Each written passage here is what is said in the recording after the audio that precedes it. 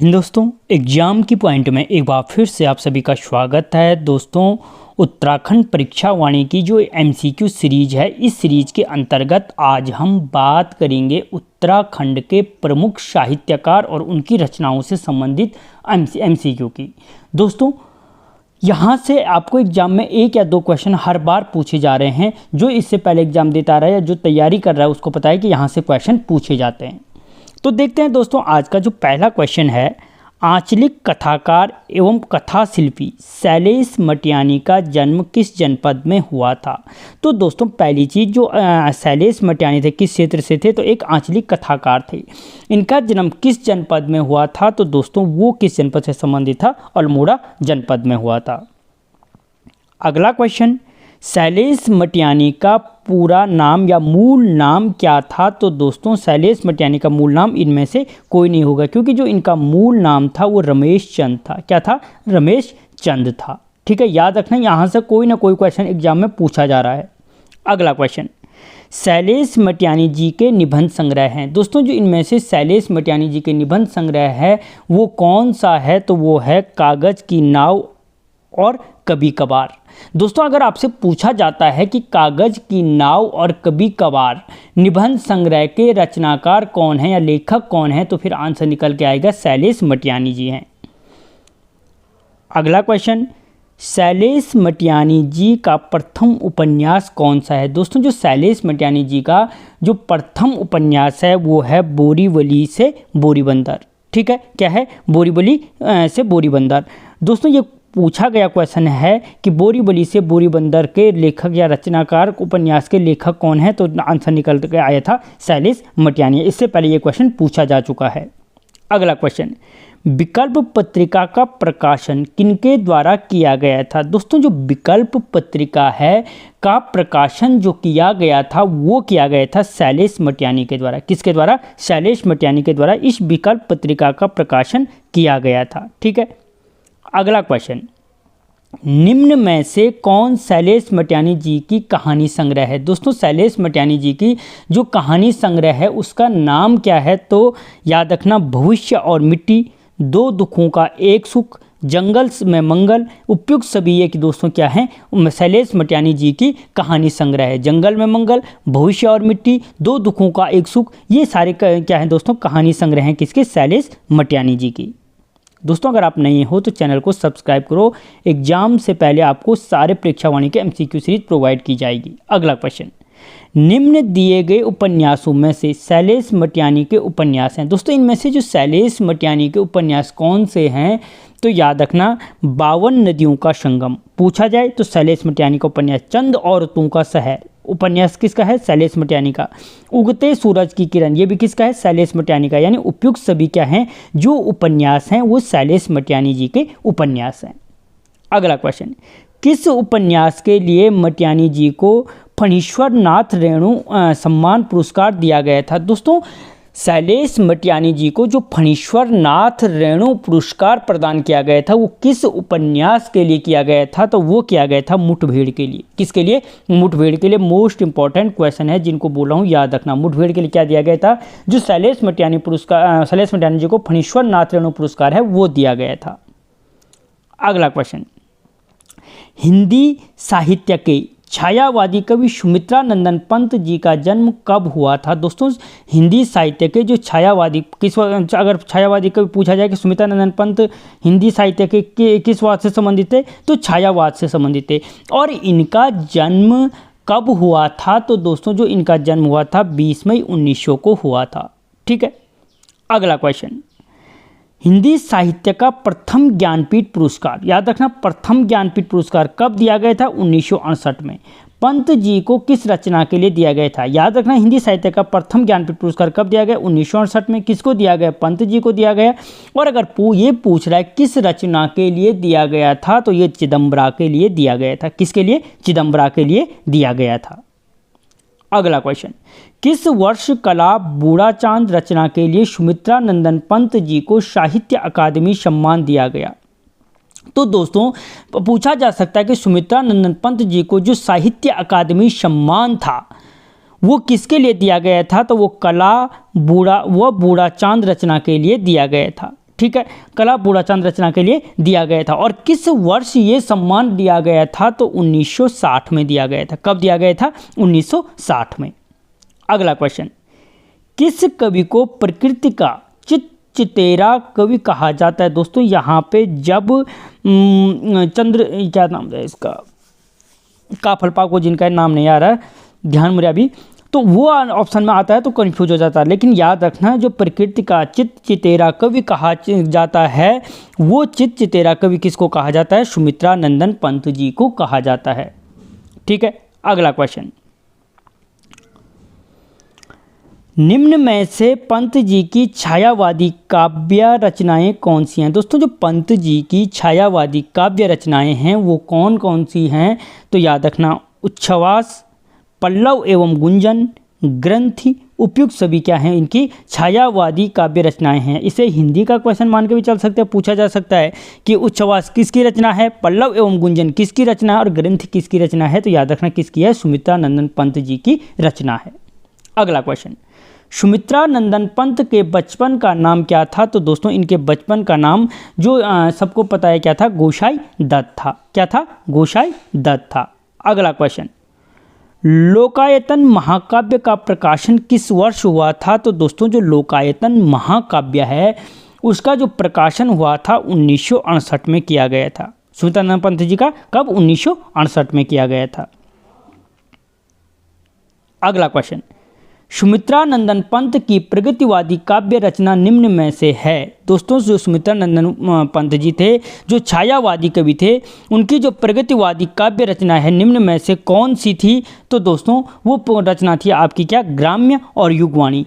पूछा जा सकता है कि ग्राम्य एवं युगवाणी जो रचना थी वो किस वाद से संबंधित थी? तो वो प्रगतिवाद से संबंधित थी। अगला क्वेश्चन, किस कवि के सुझाव पर ऑल इंडिया रेडियो का नाम आकाशवाणी रखा गया था? दोस्तों जो ऑल इंडिया रेडियो का नाम आकाशवाणी रखा गया था वो सुमित्रा नंदन पंत जी के सुझाव पर रखा गया था। किसके? सुमित्रा नंदन पंत जी के सुझाव पर रखा गया था। अगला क्वेश्चन, किस वर्ष प्रकृति के सुकुमार कवि पंत जी के नाम पर डाक टिकट जारी किया गया? दोस्तों जो प्रकृति के सुकुमार कवि कहा जाता है वो भी सुमित्रा नंदन पंत जी को कहा जाता है। और इनके नाम पर जो डाक टिकट जारी किया गया था वो 2015 में किया गया था। कब किया गया था? 2015 में डाक टिकट जारी किया गया था। अगला क्वेश्चन, मनोहर श्याम जोशी का संबंध किस जनपद से है? दोस्तों जो मनोहर श्याम जोशी जी हैं उनका संबंध भी किससे है? अल्मोड़ा से। इससे पहले शैलेश मटियानी जी का संबंध भी किससे था? अल्मोड़ा से था। दोनों को जब तक रिलेट करते जाओगे देर तक याद रहेगा। अगला क्वेश्चन, 1982 में दूरदर्शन पर पहला धारावाहिक हम लोग किनके द्वारा लिखा गया था? दोस्तों अगर पूछा जाए कि दूरदर्शन का जो पहला धारावाहिक था वो कौन था? वो हम लोग था। कब आया था? 1982 में आया था। और किसके द्वारा लिखा गया था? तो वो मनोहर श्याम जोशी जी के द्वारा लिखा गया था। ठीक है, किसके द्वारा? मनोहर श्याम जोशी जी के द्वारा लिखा गया था। अगला क्वेश्चन, किस वर्ष जोशी जी को, ठीक है, किस वर्ष जोशी जी को क्याप उपन्यास के लिए साहित्य अकादमी पुरस्कार दिया गया? दोस्तों पहली चीज़ पूछा जा सकता है कि जो मनोहर श्याम जोशी हैं उनको किस उपन्यास के लिए साहित्य अकादमी पुरस्कार दिया गया था? तो वो क्याप उपन्यास के लिए दिया गया था। किसके लिए? क्याप उपन्यास के लिए दिया गया था। और कब दिया गया था? तो 2005 में दिया गया था। कब दिया गया था? 2005 में दिया गया था। अगला क्वेश्चन, हम राही, भैया जी कहीं, मुंगेरी लाल के हसीन सपने आदि धारावाहिकों के लेखक हैं। दोस्तों याद रखना, पूछा जा सकता है कि हम राही, भैया जी कहीं, मुंगेरी लाल के हसीन सपने पॉपुलर था, सपने बचपन में आप लोगों ने भी देखा होगा।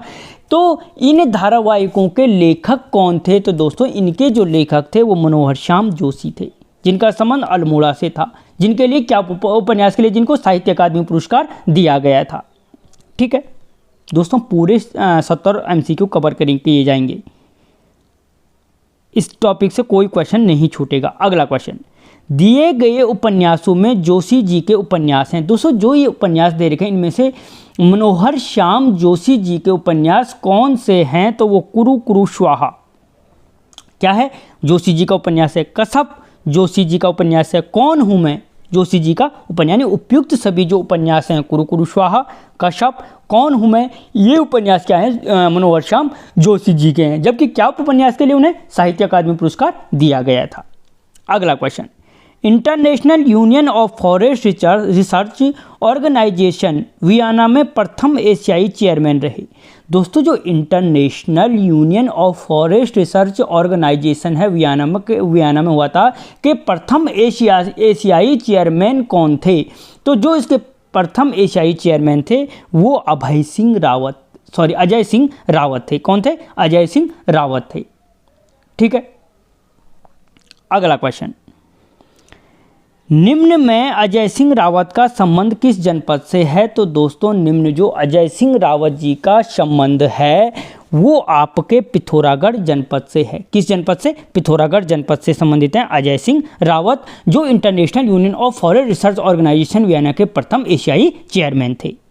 अगला question, history of India forestry एवं मैन एंड फॉरेस्ट पुस्तक के लेखक हैं। दोस्तों जो हिस्ट्री क्या है? हिस्ट्री ऑफ इंडियन फॉरेस्ट्री है और मैन एंड फॉरेस्ट पुस्तक है, उसके जो लेखक हैं वो अजय सिंह रावत हैं। पूछा जा सकता है हिस्ट्री ऑफ इंडियन फॉरेस्ट्री लेखक कौन है? अजय सिंह रावत। या मैन एंड फॉरेस्ट के लेखक कौन है? ये मैन एंड फॉरेस्ट इससे पहले पूछा जा चुका क्वेश्चन है। ठीक है, अजय सिंह रावत हैं जिनका पिथौरागढ़ जनपद से संबंधित है।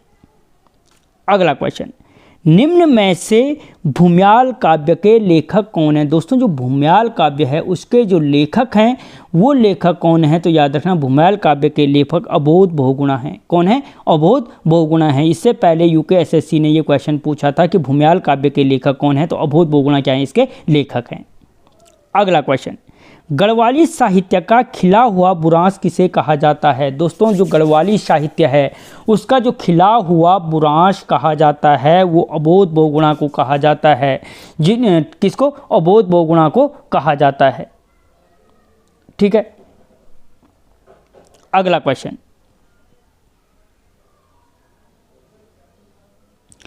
1947 से देहरादून से निकलने वाला साप्ताहिक अखबार युगवाणी का संपादन किसने किया था? दोस्तों पहली चीज़, जो युगवाणी का संपादन था ये क्या था? एक साप्ताहिक अखबार था, देहरादून से निकलता था और 1947 से निकलता था। दोस्तों इसका संपादन किसने किया था? तो गोपेश्वर कोठियाल ने किया था। किसने किया था? गोपेश्वर कोठियाल ने युगवाणी का संपादन किया था देहरादून से। अगला क्वेश्चन, गढ़वाली में रैबार एवं अंगार पत्रिका का प्रकाशन किया। दोस्तों जो रैबार और अंगार पत्रिका थी उसका प्रकाशन गढ़वाली में होता था और किसने किया था? तो दोस्तों गोविंद चातक ने किया था। किसने किया था? गोविंद चातक ने इस रैबार और अंगार पत्रिका का संपादन किया था।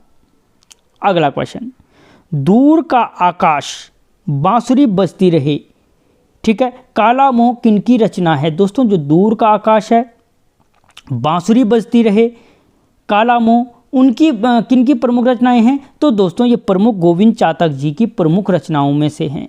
ठीक है, किसकी? गोविंद चातक जी की। अगला क्वेश्चन, पीताम्बर दत्त बर्तवाल जी का जन्म सन 1901 ईस्वी में किस जनपद में हुआ था? दोस्तों जो पीताम्बर दत्त बर्तवाल का जन्म कब हुआ था? 1901 में हुआ था। अब ये पूछ रहा है कि किस जनपद में हुआ था या किस जनपद से संबंधित थे? तो पौड़ी गढ़वाल से संबंधित थे। कहाँ से? पौड़ी गढ़वाल से संबंधित थे। अगला क्वेश्चन, निम्न में से शुद्ध हिंदी विषय को लेकर डॉक्टरेट की उपाधि पाने वाले प्रथम व्यक्ति कौन थे? दोस्तों शुद्ध हिंदी विषय को लेकर जो डॉक्टरेट की उपाधि पाने वाले प्रथम व्यक्ति थे वो थे डॉक्टर पीताम्बर दत्त बर्तवाल, जिनका जन्म 1901 में पौड़ी गढ़वाल में हुआ था।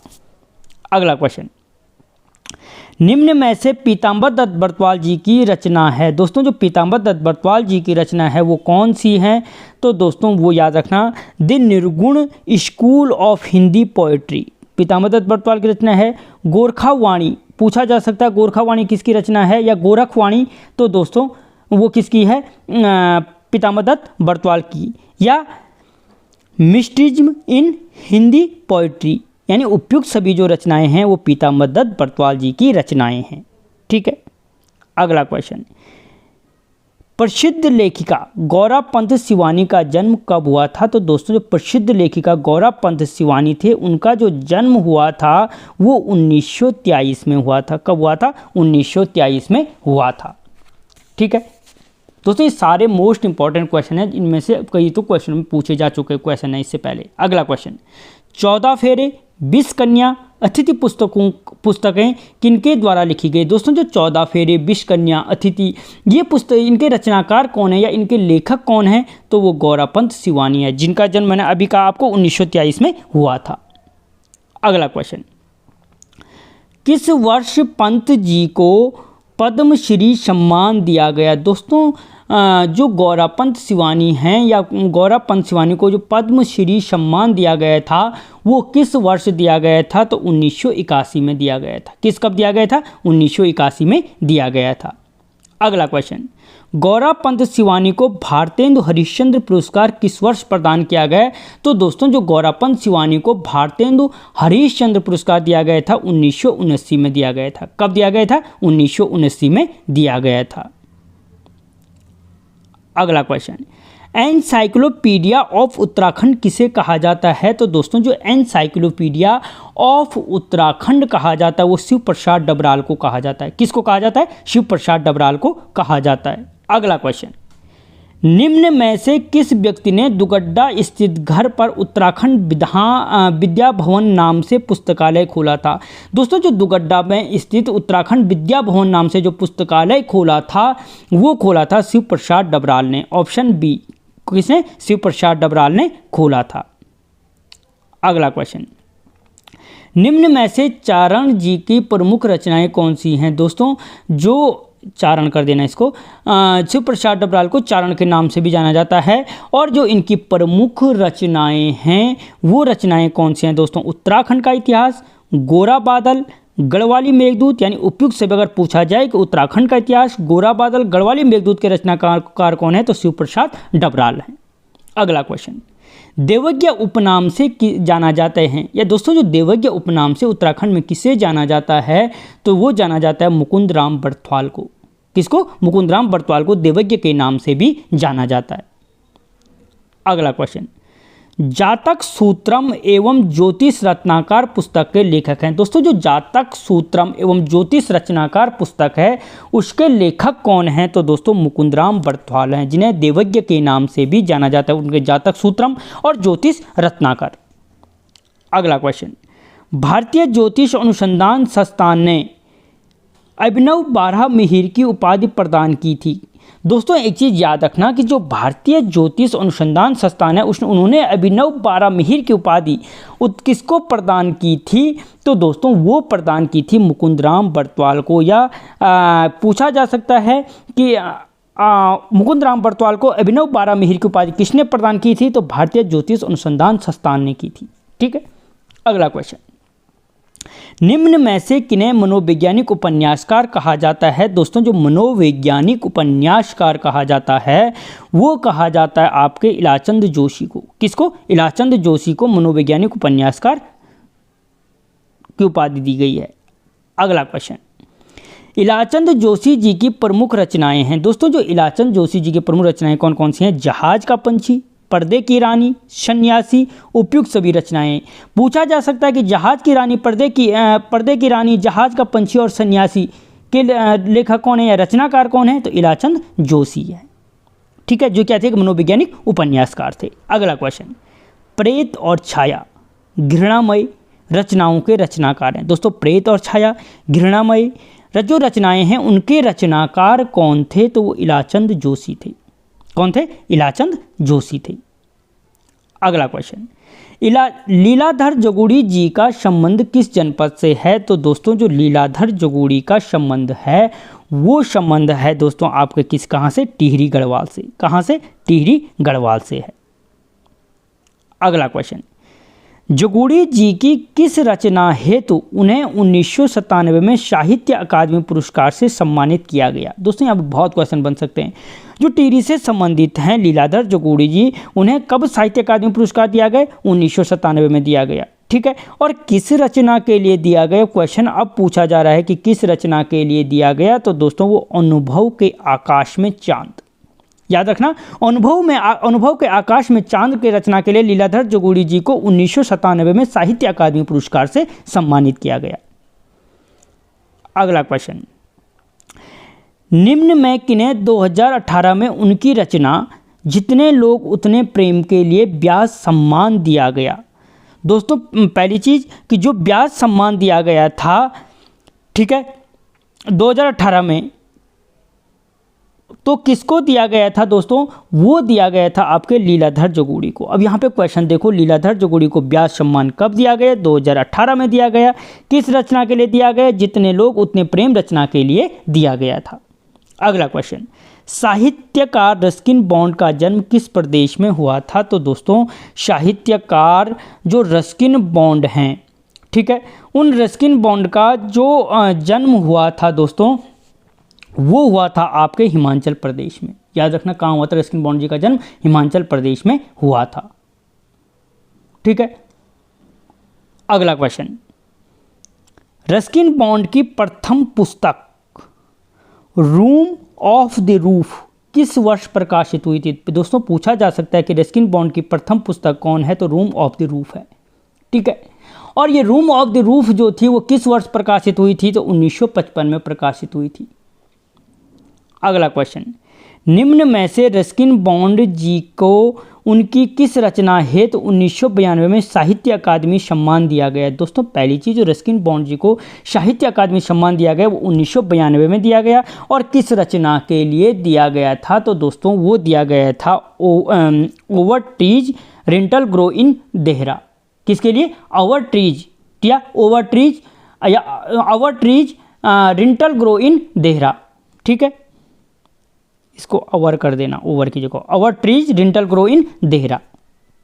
ठीक है दोस्तों, इसको ओवर की जगह ओवर कर देना, over trees rental grow in Dehra. अगला क्वेश्चन, निम्न में से रस्किन बॉन्ड की पुस्तक कौन सी है? दोस्तों जो इनमें से रस्किन बॉन्ड जी की पुस्तक हैं, ब्यूटीफुल गढ़वाल, ठीक है, लर्नथॉट डेज, द इंडियन घोस्ट और उपयुक्त सभी, ये सारी पुस्तकें किसकी हैं? रस्किन बॉन्ड की पुस्तकें हैं।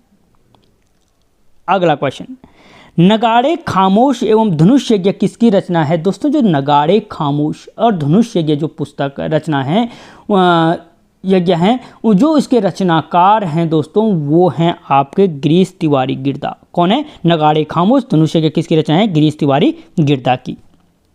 अगला क्वेश्चन, लोक गायक झूसिया दमाई पर किसने शोध किया था? दोस्तों जो लोक गायन झूसिया दमाई पर शोध किसने किया था?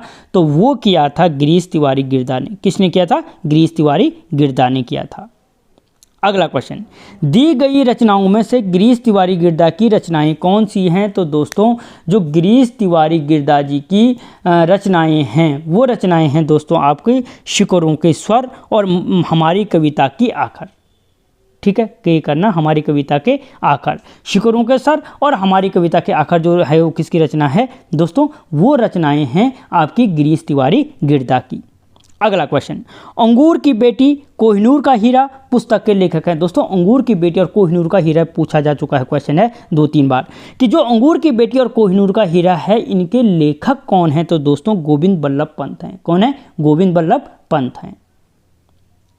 अगला क्वेश्चन, दोस्तों यहाँ पे लेखकों को सुमेलित कीजिए। यहाँ पे लेखक दे रखे हैं, एक तरफ पुस्तकें हैं, एक तरफ लेखक दे रखे हैं। ठीक है, तो यहाँ पे याद रखना उत्तराखंड कितना सच और कितना छल।